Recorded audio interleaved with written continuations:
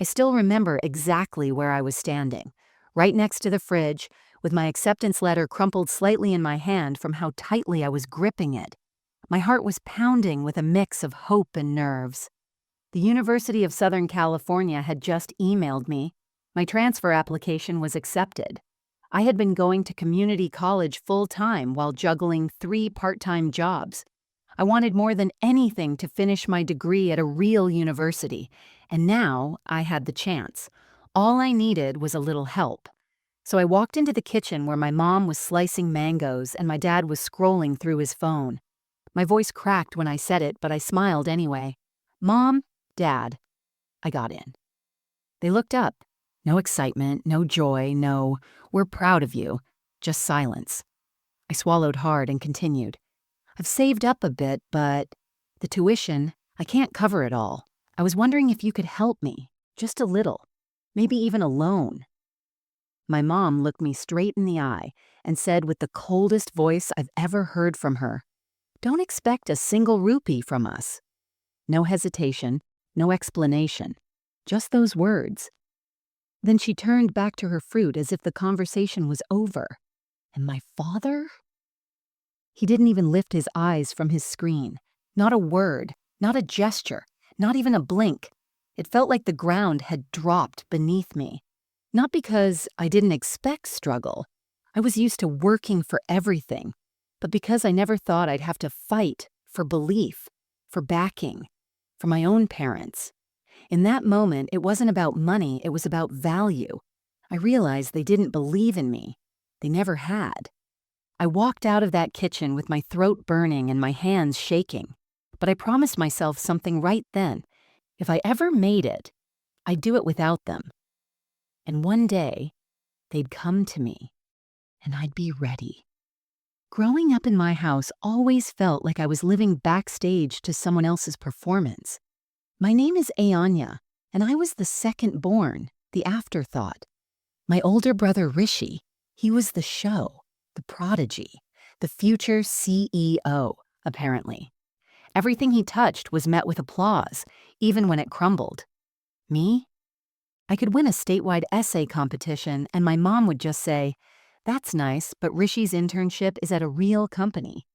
I learned early on that being good wasn't enough. You had to shine in the exact way they wanted, or you weren't seen at all. Still, I tried. Not for validation, but because I genuinely loved learning. I was the kid who stayed up reading science magazines while everyone else played video games. I volunteered at the library, tutored freshmen, and graduated high school in the top 5% of my class. I thought maybe, just maybe, when the college acceptance letters started coming in, I'd finally get the recognition I had been quietly earning for years. But then Rishi decided he wanted to try business school abroad.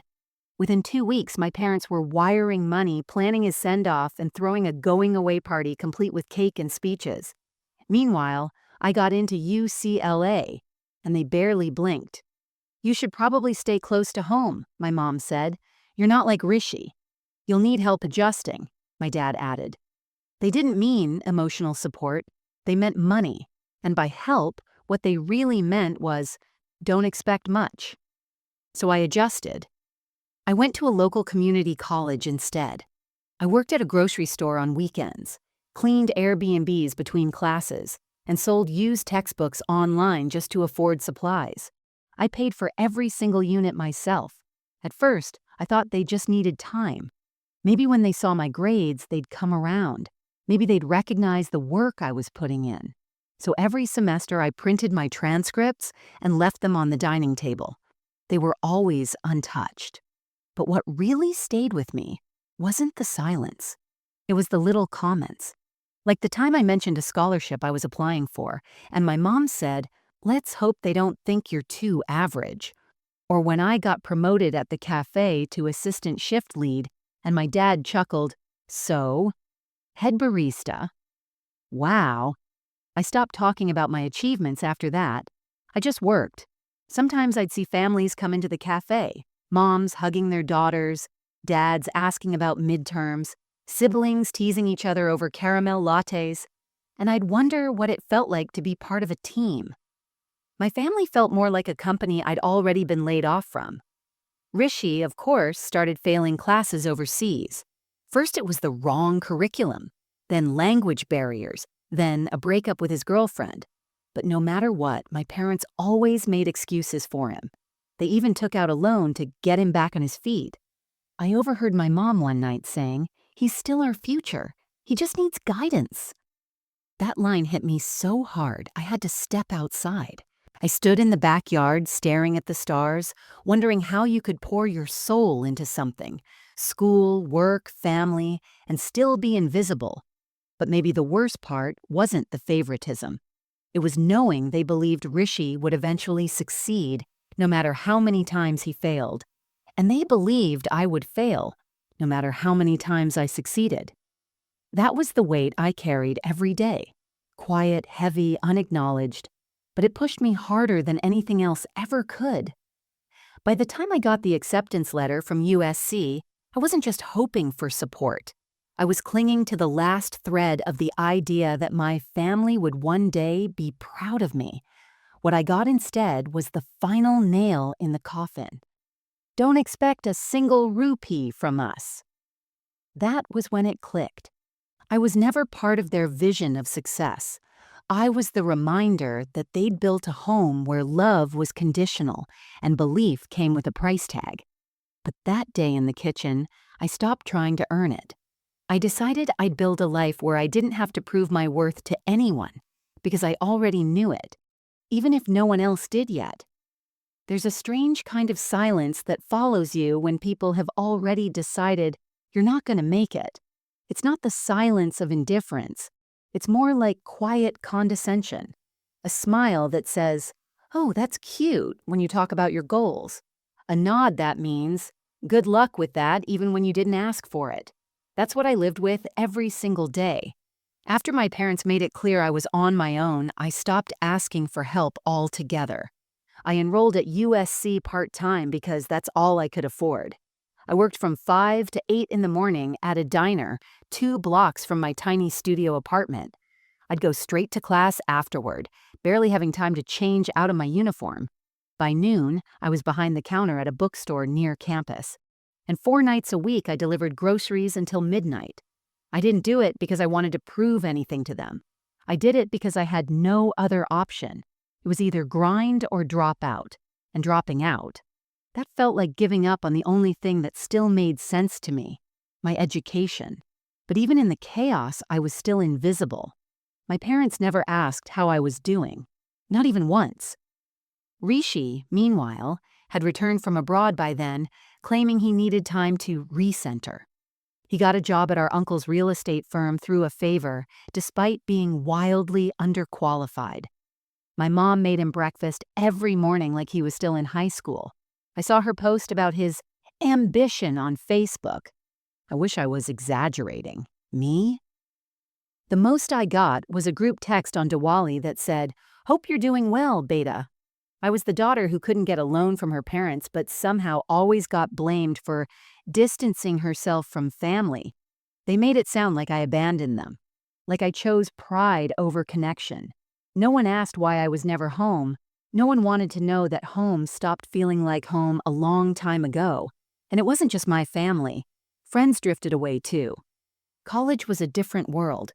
Everyone else seemed to be attending parties, joining clubs, living out the college experience. I was just trying to survive it. Most people didn't understand that. They didn't see the circles under my eyes or the anxiety I carried like a second skin. One guy in my econ class once asked why I never joined the study group. I told him, "I work nights." He laughed. "Like bartending?" "No," I said, "grocery delivery." He never spoke to me again. And yet the hardest part wasn't the work. It wasn't even the loneliness. It was being underestimated, constantly. Every time someone asked, "Are you sure you can manage that class load?" Every time a professor paused after reading my name and said, "Oh, I wasn't expecting you to be top of the class." Every time I showed up and people looked surprised that I hadn't quit yet. I was the underdog, the one no one bet on. And I felt it in every interaction, every silence, every dismissive glance. But somewhere inside, that fact started to feel less like an insult and more like fuel, because no one expected me to succeed. So I realized I didn't owe anyone the explanation when I did. I stopped needing validation. I started learning for the sake of learning again. I began treating every shift like training, every customer like a lesson in people, every obstacle like a drill for something bigger. I wasn't just surviving, I was building something, quietly, patiently. I learned how to read between lines, on contracts, in people, in opportunities. I picked up on details others missed. I saved every penny I could. I networked during deliveries. I read business books on my breaks. I watched free webinars at 2 a.m. I stayed hungry, but never desperate.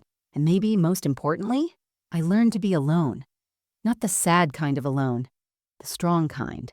The kind that makes you walk into a room full of people who've never believed in you and still speak like you belong there. Because deep down, I knew something no one else did. I wasn't going to be the underdog forever. I just needed to stay in the game long enough for the tables to turn. And they would. It had been almost a year since that kitchen conversation, the one that gutted me. Don't expect a single rupee from us. Those words had carved something permanent inside me.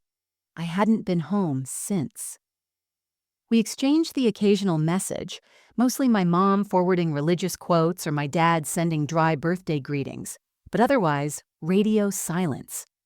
And honestly, I got used to it. I didn't expect anything anymore. Not affection, not help, not even acknowledgement. So when I got the text from my mom that said, "Come home for dinner this Sunday, we want to talk," my heart did something I hadn't felt in months. It fluttered. I stared at the message for a long time. I read it twice, 3 times. Then I screenshotted it. I don't know why. Maybe I just wanted proof that it had actually happened, that she had reached out, that they had reached out. I tried not to read into it too much. But part of me couldn't help it. I thought, maybe this was it. Maybe they saw how hard I'd been working.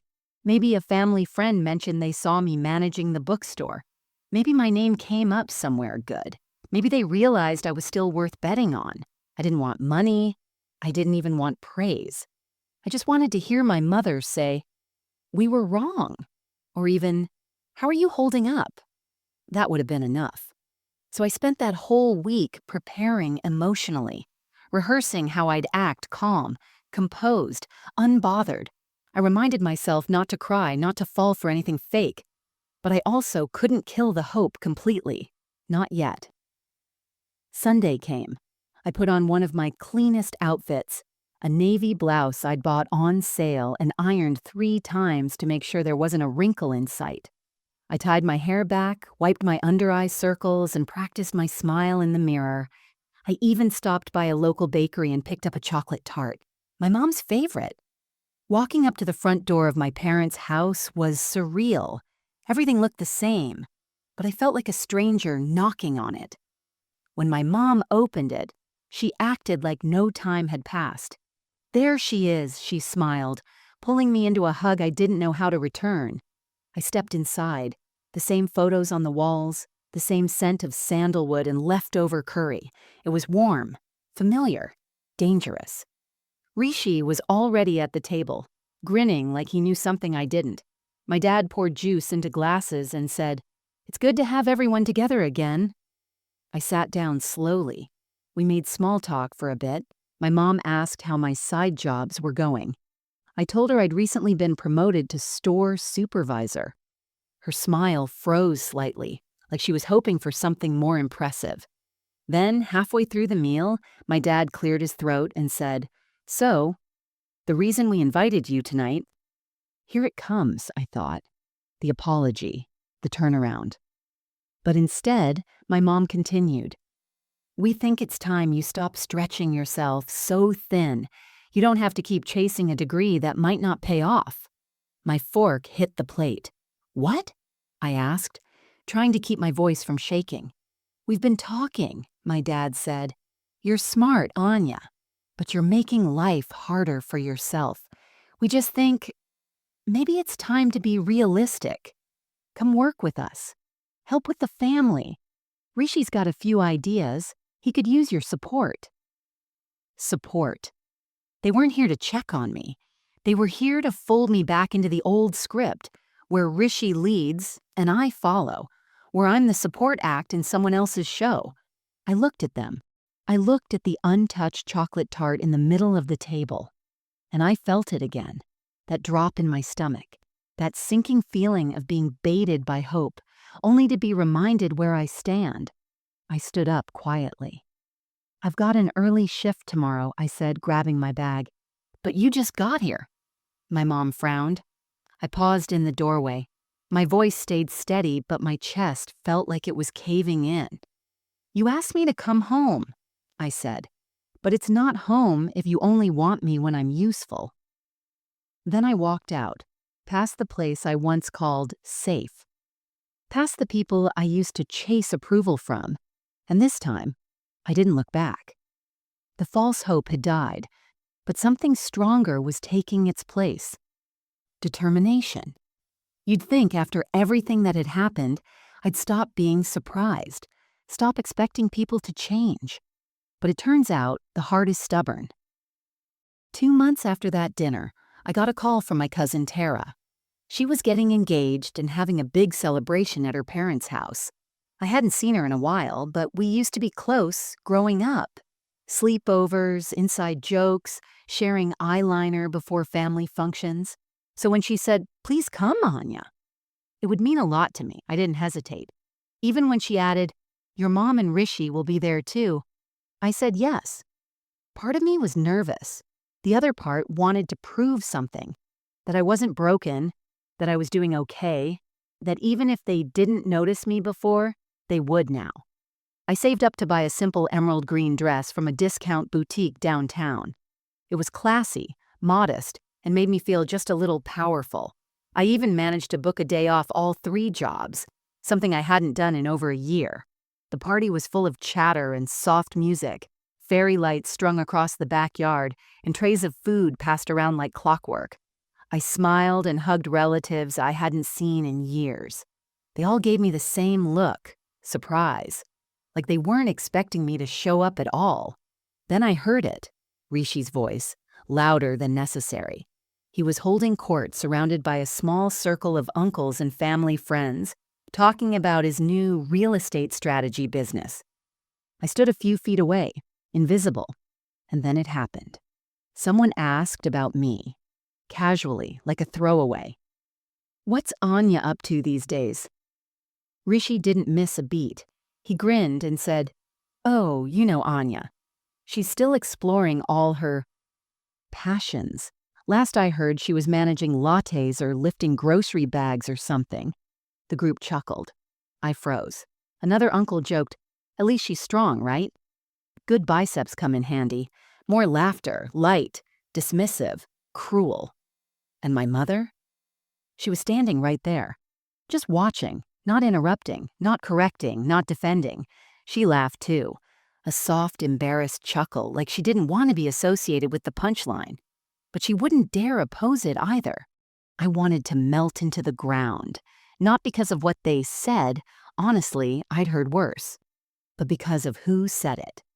Because it confirmed everything I was still afraid of deep down. They didn't respect me. They didn't even see me. They still thought I was beneath them.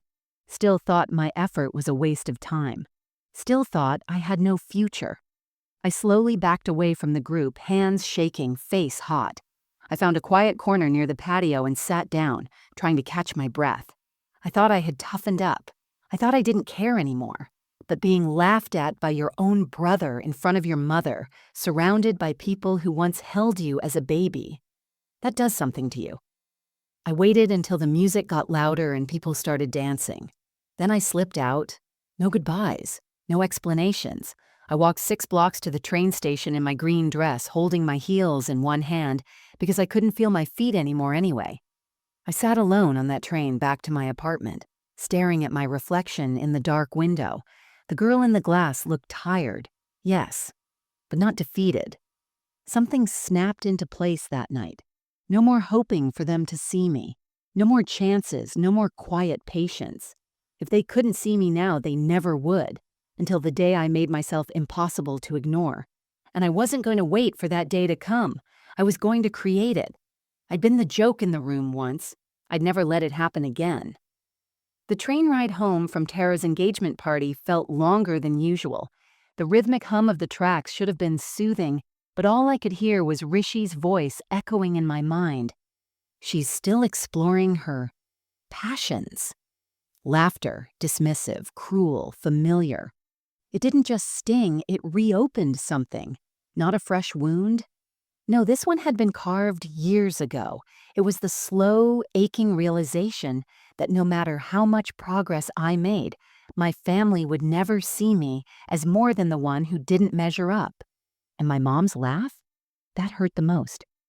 There was a time when her approval meant everything to me. I remember being 7 and holding up my art project like it was the Mona Lisa waiting for her praise. She barely looked up from chopping onions. "Nice," she'd said, "but maybe try staying inside the lines next time." I'd spent so many years shrinking myself, reshaping myself, just to fit into a version they might finally acknowledge. But that night at the party, it broke the last piece of me that was still waiting for that validation. I got back to my apartment and sat in the dark. No lights, no noise. Just me and the stillness I'd come to know like a second skin. It wasn't just loneliness, it was isolation. The kind that makes you question your worth, even when your achievements are staring you in the face. My fridge was almost empty. Rent was due next week. My feet were blistered. And I had 3 shifts lined up in the next 24 hours. This was the reality I had chosen. Not because I loved suffering, but because I chose not to be owned. Still, that night, I let myself fall apart. I curled up on the couch and cried in a way I hadn't allowed myself to in months. The kind of crying that steals your breath, that comes from the gut that makes your chest hurt. And when I finally stopped, there was this weird, hollow quiet. But it wasn't empty. It was calm, like something had settled inside me.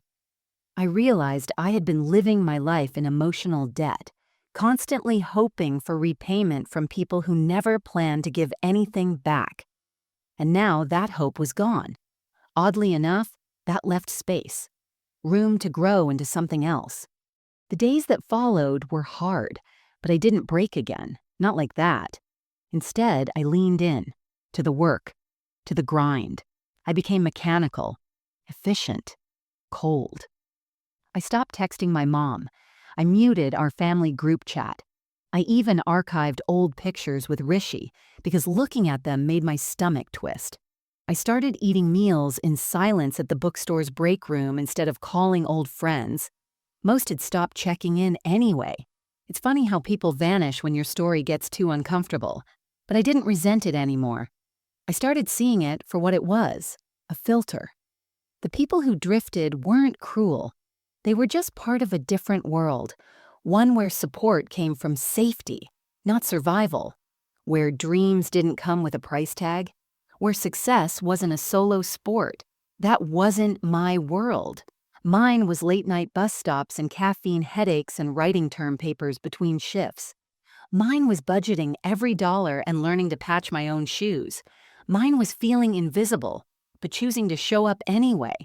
There were moments I wanted to quit. So many moments, like when I got sick and had no health insurance, or when my laptop died mid-semester and I had to borrow a used one from a guy in my econ class who barely remembered my name, or when I got a 78 on a paper I knew deserved more, but I was too tired to argue with the professor.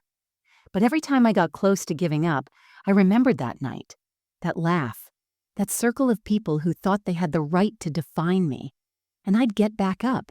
Not with a roar, not with fireworks, just with quiet, determined steps, because I had nothing left to lose. And when you reach that point, when there's no more fear of falling, you finally realize how high you can climb. Alone didn't mean defeated. Alone meant free. It happened on a Tuesday. I remember because I hadn't slept the night before. I had closed the bookstore at 10 p.m., delivered groceries till 1 a.m., and then stayed up writing a midterm essay that was due by 9. I submitted it with 4 minutes to spare, brushed my hair in the mirror of a gas station bathroom, and walked into my business analytics class praying the professor wouldn't ask me to speak. I was surviving, but just barely. That day, Professor Emily Hart handed back our essays. I wasn't expecting much. I had written it in a fog, convinced it was rambling nonsense. But when she placed mine on my desk, I saw something I hadn't in a long time. A bright red A with a handwritten note under it. "See me after class. Impressive work." At first, I panicked. I thought maybe she suspected I'd plagiarized, that I'd messed up somehow. I stayed behind, bracing for the worst. But when I walked up to her desk, she wasn't holding suspicion in her eyes. She was smiling. "I've read hundreds of midterms," she said. "This one stopped me." I blinked. "Wait, seriously?" She nodded. "Not just your analysis, but the way you framed the real-world application. The risk assessments, the startup modeling, you think differently." I didn't know what to say. Compliments weren't something I was used to, especially not from authority figures. I mumbled something about just trying my best and started to turn away. "Sit," she said softly. I sat. Then she asked, "Anya, can I ask, are you okay?" I didn't mean to, but I laughed. Not a happy laugh, a bitter, exhausted one. "I'm fine," I lied. "Just busy." She tilted her head. "You come in with tired eyes every week, but you participate. You submit everything on time. You don't miss a thing. That doesn't happen unless you're fighting for something." For a few seconds, I said nothing. And then, without warning, it all came out. Not every detail, but just enough. That I worked 3 jobs, that I had no family support, that I was hanging on by my fingernails and caffeine, that I felt like no one saw me. She listened. No pity, no wide-eyed shock. Just quiet, focused listening. The kind that makes you feel like you're worth someone's time. And then she said the words that cracked something open in me. "You're not invisible. Not here. And you shouldn't have to do this alone." I don't know why that moment meant so much. Maybe because I was so used to being brushed off, or maybe because, for the first time in years, someone saw past the mess I was barely keeping together and saw value. Not just effort, not just struggle, but potential. She didn't just praise my essay, she asked about my goals, my plans. She encouraged me to apply for a research assistant position opening up next semester. She even said she'd write me a recommendation letter for a scholarship I didn't think I'd qualify for. "I can't promise results," she said, "but I can promise I'll vouch for you." And she did. The scholarship wasn't huge, but it was enough to let me drop my overnight delivery job. The research position paid a small stipend and opened doors to mentorship I never imagined having, and Professor Hart kept checking in. Not in a nosy way, but in the quiet, steady way that made me feel like maybe I wasn't a burden, that maybe, just maybe, I belonged. It wasn't a miracle. My life didn't suddenly turn into a movie montage. I still worked, still studied, still struggled. But now, I wasn't completely alone. Someone believed in me. Someone with no obligation, no family ties, no reason to care, cared anyway. That changed everything. It reminded me that sometimes it only takes one person to shift your entire path. Not by giving you everything, but by reminding you that you are worth investing in. Professor Hart never tried to save me. She just gave me space to rise on my own. And for the first time, I started to believe I actually could. After that talk with Professor Hart, something in me shifted. Not dramatically, not all at once, but gradually, like the way dawn creeps in while the sky is still half asleep. I didn't wake up and suddenly become a different person. I just stopped wasting energy trying to be visible to people who had already chosen not to see me. Instead, I started turning inward. I stopped searching for applause and started building something that couldn't be taken away. The scholarship gave me just enough breathing room to quit the graveyard shift. That alone was life-changing. I finally had a few hours a week to do something other than just survive. And I filled those hours like someone planting seeds in a garden nobody else believed could grow. First, I created a budgeting spreadsheet so tight it squeaked. I tracked every dollar. If I found a way to save even 10 cents, I logged it. I learned to cook with 1 pan and 3 ingredients. I walked instead of taking the bus. I stopped buying anything that didn't move me toward freedom. Then I started reading. Not textbooks, books. Business memoirs, startup guides, negotiation psychology, data analytics case studies. I used free trials and student logins to access paid resources. Every spare minute became a learning opportunity. If I was waiting in line, I was watching a YouTube lecture. If I was eating, I had a podcast in my ears. I didn't call it ambition back then. I just called it survival with purpose. My research assistant role with Professor Hart became a turning point. She introduced me to real-world applications of the theories I'd only seen in slideshows. I started helping her analyze data for nonprofit efficiency models. By month 2, she was letting me handle portions of the report solo. That's when something inside me clicked. Numbers made sense. They didn't care where I came from. They didn't judge how tired I looked or what brand of shoes I wore. Numbers respected competence. And I was good with them, better than I had ever given myself credit for. So I leaned all the way in. I taught myself SQL at night. I learned how to build dashboards in Tableau.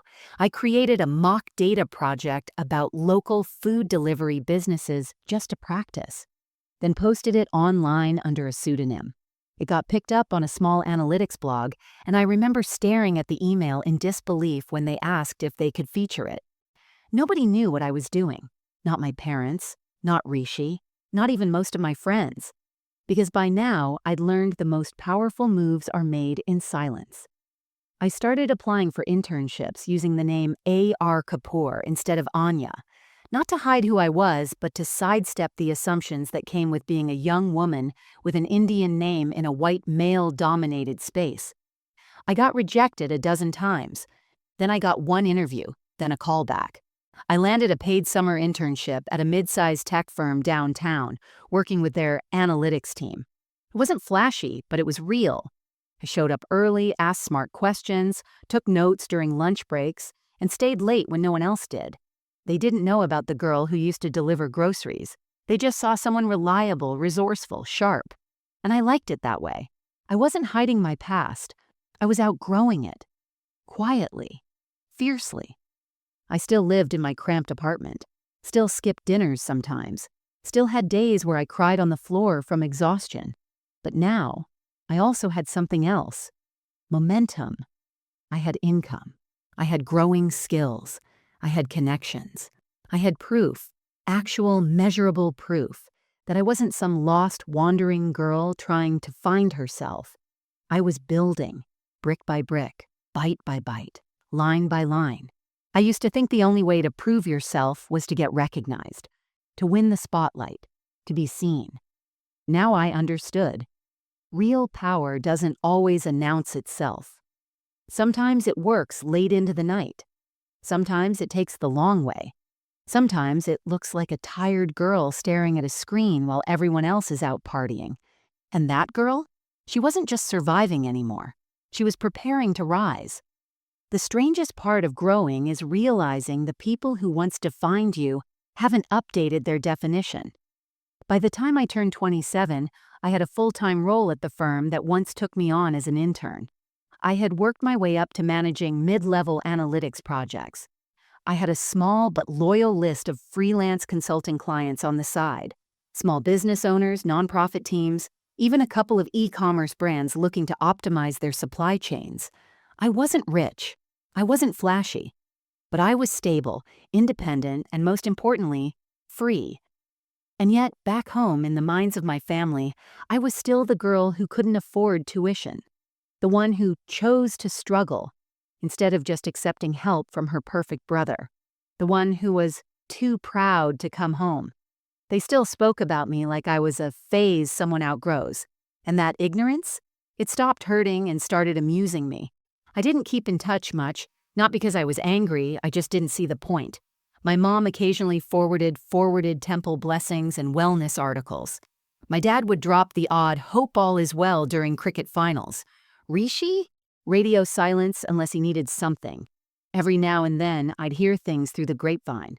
Rishi was now managing my uncle's real estate portfolio, which meant calling himself Director of Strategy on LinkedIn. He made a big show of motivational quotes and startup jargon on his socials, but every 6 months or so, I'd see a new venture fizzle out. He'd always spin it like a pivot, never a failure. One time, my cousin Tara sent me a voice note laughing about how Rishi had tried pitching a wellness cafe meets blockchain idea to a room full of tech investors. He called it mind fuel, said he needed a seed investor. It was painful, Anya, like watching someone drown in their own buzzwords. I chuckled, but not out of spite. Just that deep, quiet recognition that some people never change. Not because they can't, because they don't have to.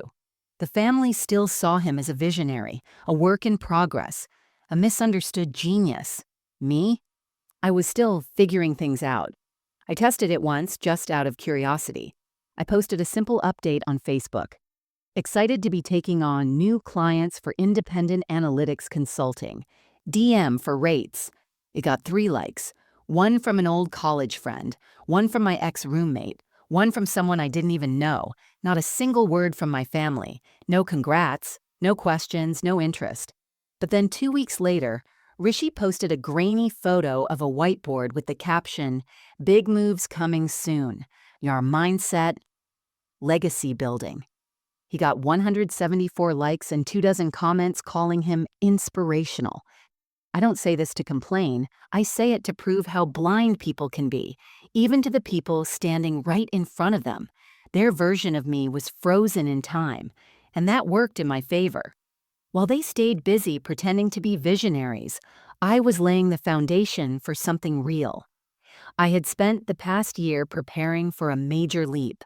I'd been quietly working with 2 mentors, one from my firm and one I'd met through a community entrepreneurship program.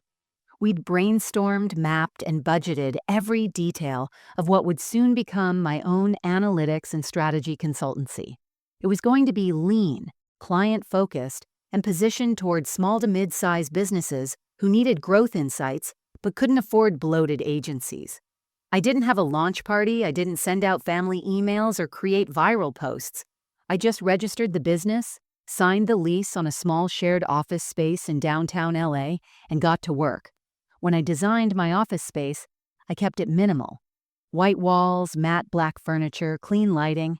But behind my desk, I hung one framed sign that meant everything to me. It read, "No handouts here." I didn't need applause. I had earned everything. And the people who ignored me, who overlooked me, they'd be knocking on my door soon enough. And they'd have no idea what was waiting for them. The email came on a Thursday morning. I had just finished reviewing a client's data set when I saw the subject line, "Business proposal. Need your input." At first, I assumed it was from a client I'd forgotten to add to my calendar. But when I opened it, I froze. It was from my mother, Meena Kapoor. The same woman who told me not to expect a single rupee from them. The same woman who once laughed while my brother made a joke out of my career.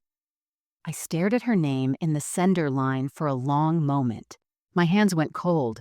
Part of me wondered if I even wanted to read it. But curiosity, always my weakness, won.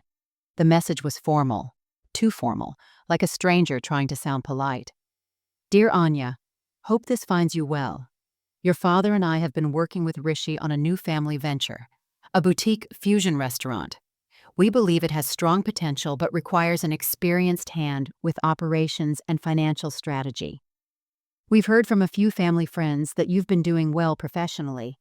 We'd love to hear your thoughts and possibly explore a partnership. Would you be open to a brief meeting sometime next week at your convenience? Warm regards, Mom." Warm regards. Not love, Mom. Not even hope to see you. Just businesslike, diplomatic, distant. I didn't reply immediately. I just sat back in my chair and stared at the ceiling of my office. The same office I'd built from scratch. The one where every piece of furniture was second-hand, but chosen by me. The one with my name on the door, printed in small, clean lettering. Aanya Kapoor, founder and strategic consultant. It wasn't a giant glass tower or $1 million empire, but it was mine. And now they wanted to walk through the door they once slammed shut in my face. I didn't feel rage, not even revenge. What I felt was a strange, quiet satisfaction, not because they needed me, but because I no longer needed them. I waited 3 days before I responded. Not out of pettiness, but clarity. I needed time to decide what I wanted from this. In the end, I replied with a short, calm message. "Hi, Mom. Glad to hear you're working on something meaningful. I'd be open to a meeting. I'm available Wednesday at 11 a.m. at my office. Let me know if that works. Best, Anya." When Wednesday came, I arrived early. I lit a mild citrus candle, straightened the stack of proposal files on my desk, and made sure the glass coffee table in the meeting area was wiped down. My assistant, Riley, prepped a fresh pot of coffee. I kept it professional, controlled. But behind my calm exterior, my heart was pounding, not from nerves, but from the strange full-circle moment I knew was about to take place. At exactly 11:07 a.m., the door opened. They walked in, my mother in a pastel kurta and gold earrings, my father in a navy blazer he clearly hadn't worn in years, and Rishi in sunglasses indoors, holding a tablet like it gave him authority. I stood to greet them. My mother blinked a little, almost taken aback. My dad offered a hesitant smile. Rishi gave me a single nod. "Wow," my mom said quietly, glancing around the space. "This is very nice." I smiled gently.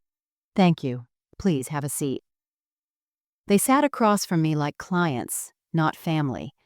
The air was thick with unspoken things. I offered them coffee, and they accepted it with the politeness of strangers at a networking event. Then Rishi launched into his pitch. They wanted to open a boutique restaurant featuring fusion Indian cuisine with Western-style service dynamics. They had a location picked out. Rishi had drafted a branding concept, and they had a name, Saffron Root. They wanted funding and strategy, and someone to legitimize the business. That someone, apparently, was me. As they spoke, I nodded politely, took notes, and waited. Waited for the right moment. The one I'd envisioned for years. It was coming. And this time, I wouldn't be the one asking for a seat at the table. I owned the table. I let them finish their pitch. I let Rishi speak like he was some visionary CEO, casually tossing out buzzwords he didn't fully understand. Brand equity, capital structure, market leverage. He stumbled through a slideshow presentation on his tablet, while my mom nodded along, clearly proud of his entrepreneurial spirit. My father stayed mostly quiet, his eyes darting around the office, taking in the framed certificates on my wall, the ones they never asked about. I didn't interrupt. Not once. I listened like the professional I had become. Calm. Present. Unshaken. And when Rishi finally said, "We'd need around $85,000 to cover the initial build-out, staffing, and launch marketing," I closed my notebook slowly. Then I leaned back and looked at all three of them. I saw something in their eyes I hadn't seen before. Hesitation. Not quite fear, not quite shame, just the awareness that I was in control. And they didn't know how to handle it. My mom broke the silence first. "We know it's a big ask, Anya, but this is a family business, and you've always had a good head for numbers." That was rich, coming from the woman who once told me I was wasting my time on fancy dreams. I nodded once. "It's a bold idea. Risky, but with the right foundation, it could work." They all perked up. Rishi smiled. My mom looked relieved. I stood up. "I'd like to show you something before we continue," I said. I walked around the desk and motioned for them to follow me to the wall behind my chair.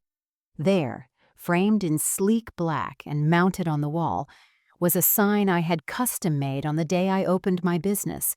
It wasn't large, just bold enough to catch the eye. Black text on white mat. Clean. Unapologetic. It read, "No handouts here." They read it. I let the silence do its job. My mom tilted her head slightly, confused. "What's this?" I turned to face them. "I started this company with nothing," I said quietly. "No seed money, no safety net. Just student debt, exhaustion, and a fire no one believed in. Not even my family." I looked directly at her.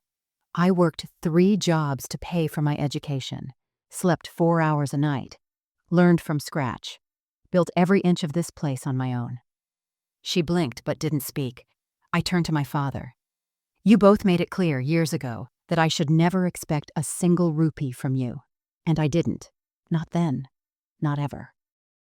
His expression darkened slightly, like he wasn't used to hearing things so directly. Then I looked at Rishi. "And now you want me to put $85,000 into your restaurant idea because I've suddenly become valuable to you?" He opened his mouth, closed it again. "I'm not angry," I said. "I'm not here for revenge or to throw anything in your face. I just want to make something clear." I pointed to the sign again. "No handouts. Not then, not now." Rishi scoffed. "It's not a handout. It's an investment in us, in family." I raised an eyebrow. "Family invests when it counts, not just when it's convenient." My mom stepped forward. "Anya, we didn't know things would turn out this way. We thought we were pushing you to be strong." I smiled gently. "You didn't push me to be strong. You pushed me away. I became strong in spite of that." Then I walked back to my desk and sat down. Calm, steady. "I'm not interested in funding Saffron Root. I won't be a silent investor. I won't be your safety net. If you want business advice, I offer consulting services. My assistant can schedule a meeting. My rates are competitive." Silence. My mom's face flushed. My father's jaw tightened. Rishi muttered something under his breath, but stayed quiet. I didn't fill the silence for them. I let them sit in it. Because that was the moment the power shifted. They had come expecting the girl they left behind, the one who needed them, the one they could control. But I wasn't her anymore.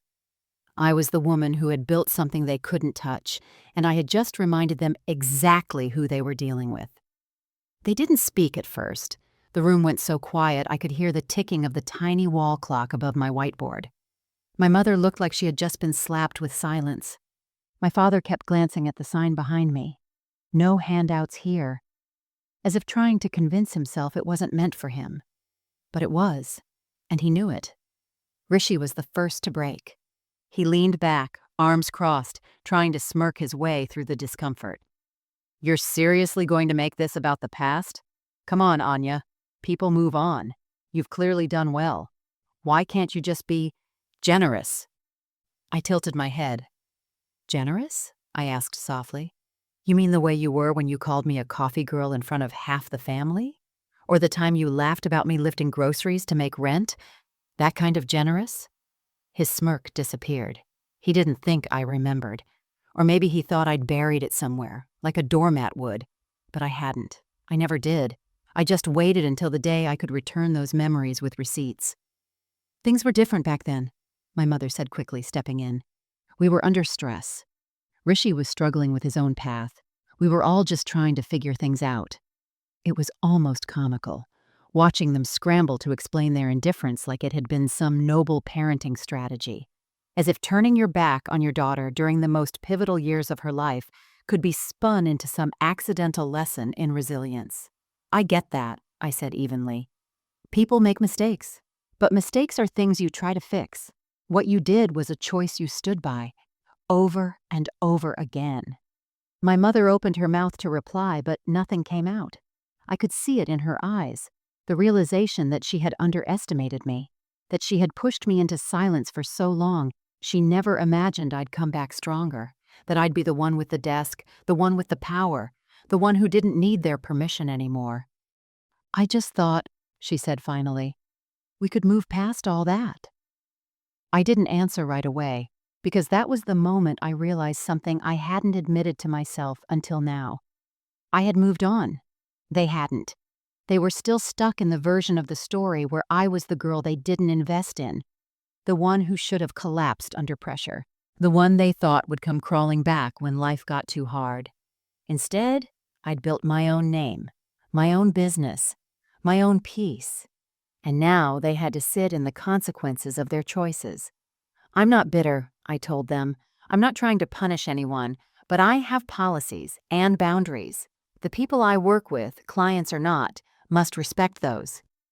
My father, who had been mostly quiet until now, finally spoke. "We didn't realize you'd built all this," he said, his voice low. "We thought you were still struggling." That was the most honest thing he'd said in years, and in a strange way, it made sense. They hadn't bothered to check. They hadn't asked. They had crafted an outdated version of me in their minds and treated me according to that version, long after I had outgrown it. Now they were face to face with the woman they tried to ignore, and she wasn't asking for love, attention, or validation. She was offering them a rate card, and that scared them more than anything. Rishi shifted in his chair and mumbled, "We'll think about it," then stood up like he was excusing himself from something beneath him. My mother rose more slowly. She looked at me, not with anger, not with pride, but with something else, something like regret, like she knew she had lost something that could have been priceless. "We'll be in touch," she said quietly. "No rush," I replied, smiling. "Take all the time you need." They left without looking back. The door closed behind them with a soft click, and for the first time, I exhaled fully, not from exhaustion, but from release. They had come into my space expecting the girl who needed their help. Instead, they met the woman who had already helped herself. After they left my office, I didn't cry. I didn't laugh. I didn't call anyone. I just sat back down at my desk, closed my laptop, and stared at the framed sign on the wall. "No handouts here." I had envisioned that moment 1,000 different ways. Sometimes in my head, I imagined standing up, giving a dramatic speech, making them cry, storming out of the room with a kind of righteous rage you only see in movies. But the real moment? It was quieter, stronger, cleaner. It wasn't a takedown. It was a letting go. I thought I'd feel power surging through me, that rush of vindication. But what I actually felt was peace.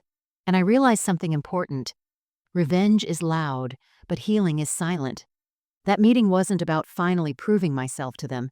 It was about proving something to me, that I could sit across from the very people who once made me feel small and not need their apology, their approval, or their praise. I didn't feel superior. I felt free. For so long, I believed that if I worked hard enough, if I succeeded loudly enough, my parents would one day come back and say, "We were wrong. We're proud of you." But when they did come back, when they showed up at my door with their business plan and their polite smiles, it wasn't their words I needed. It was my own voice that finally mattered. I thought about all the years I spent begging for recognition in subtle ways. The way I used to leave my report cards on the kitchen table. The way I'd mention my achievements at dinner just to hear something kind in return. And now, I didn't need them to tell me I'd done well.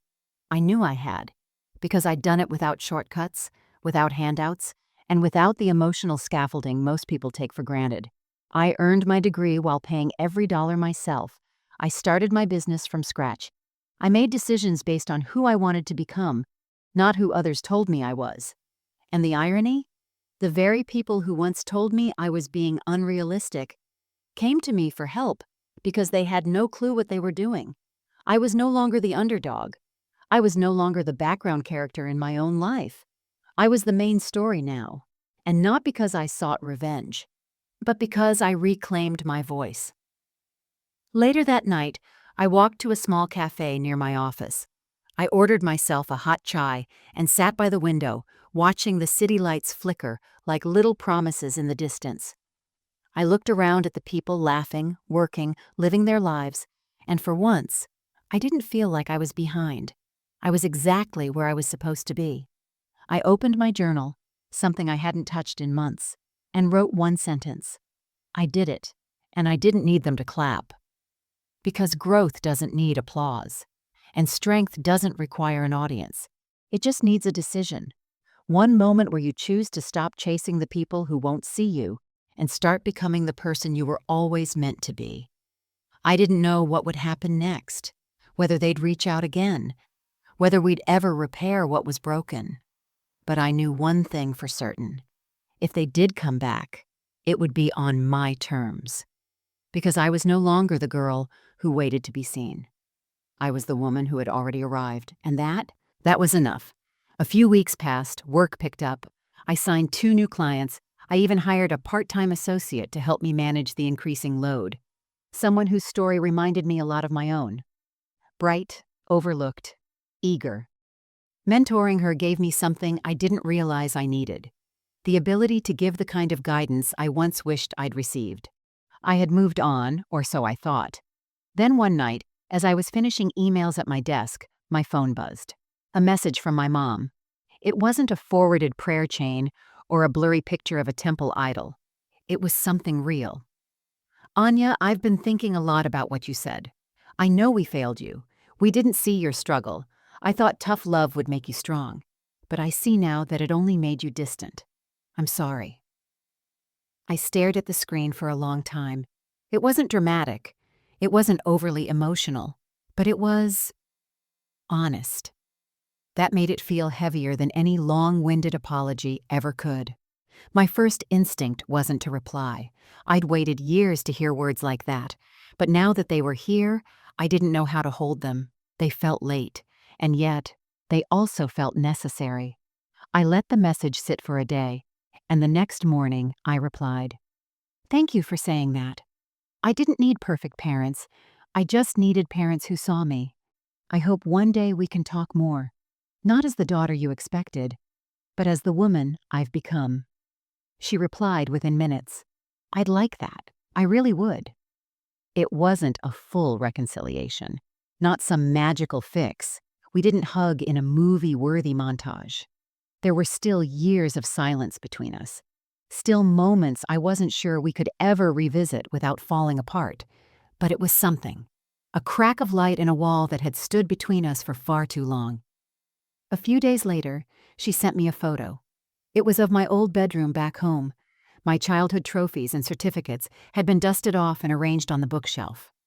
On my desk, the one where I used to do math homework and write late-night essays, she had placed a framed quote. It read, "You didn't need a handout. You built the whole house." I didn't cry, but something in me softened. It was the first time in my life I felt like she was trying, not to fix what was broken, but to acknowledge that it was. As for Rishi, he never followed up about the restaurant. I heard from a cousin that the project fizzled after another investor pulled out. No surprise there. But part of me hoped that one day even he might learn what I did. That shortcuts don't build success. Only truth, effort, and humility do. I didn't reach out. I didn't need to. The version of me he laughed at was gone. That version died the moment I stopped needing his validation to breathe. What mattered now was my own peace and the possibility, however small, that forgiveness didn't have to mean forgetting. It just meant I wasn't carrying their failures on my back anymore. Sometimes closure doesn't come with grand gestures. Sometimes it's a quiet text from someone who once broke your spirit. Sometimes it's a dusty shelf back home with your name on it. And sometimes it's realizing that redemption isn't always about making things right. Sometimes it's just about finally seeing what went wrong. Life didn't transform overnight. There was no dramatic camera zoom, no standing ovation, no thunderclap of fate declaring me victorious. But one morning, I unlocked the door to my office, flipped on the lights, and felt it. Something inside me had changed. Not because my mother had apologized, not because my family had finally seen me, but because I no longer needed any of it to feel full. I stood there for a moment looking around the room. It was small, minimal. My desk was scattered with notes, a stack of client files sat by the printer, and a dying plant in the corner reminded me that I still hadn't learned how to keep greenery alive. But everything here was mine, and not just because I owned the space, because I had built the woman who ran it. I had become someone who didn't fold under pressure, Someone who didn't mistake silence for shame. Someone who stopped apologizing for being enough on her own. For most of my life, I thought power looked like being in charge, being louder, being the one who wins the argument. But real power? Real power is walking away from people who couldn't love you loudly and loving yourself anyway. Real power is choosing peace over proving a point. It's saying, I see who I am, even if you never did. After years of trying to be seen, I finally became the kind of woman who didn't need an audience. And in that freedom, I thrived. The business grew steadily. Clients came through referrals, word of mouth, and old classmates who had once overlooked me but now said, "We heard you're the best." I hired 2 more staff members. I started speaking at small business panels, once terrified of public speaking, now sharing my story not for applause, but for the women who needed to hear that resilience isn't born in applause. It's born in the quiet moments no one else sees. I even got asked to speak at a community college panel, the same kind of school I once attended, the same kind of place where a younger me once sat in the back row, wondering if anyone would ever believe in her. I told those students the truth, that being underestimated is painful, but also powerful. That being invisible doesn't mean you're not capable. That sometimes, the ones no one roots for become the ones who learn how to root for themselves. After the talk, a girl about 19 came up to me. She was wearing a faded hoodie, holding a cracked phone, and her voice shook when she said, "I think I needed to hear that today." I smiled. So did I. Because I'm not perfect, I still have days when I feel like I'm catching up. Days when I wonder if I'm doing enough, if I've healed enough, if I've forgiven enough. But what I know now, what I live now, is that I no longer chase closure. I create it, and that is everything. The last time I visited my parents, it was different. My mother made tea and asked me if I was eating well. My father quietly brought out my old photo albums. There was no grand apology, but there was effort. There was space. There was a softness that hadn't existed before. I didn't need them to change the past. I just needed them to stop rewriting it. And me? I had already written a new future. As I left their house that evening, my mom walked me to the door. For a moment, we just stood there, 2 women with years of pain between them, and maybe finally something real growing in its place. "Thank you for coming," she said, her voice cracked. I nodded. "Thank you for asking." She glanced at my car, then looked back. "You've come so far." I smiled. "And I'm just getting started." Then I turned, walked to my car, and drove off. Not bitter, not angry, just free. And for the first time in my life, that felt like the best kind of success there is.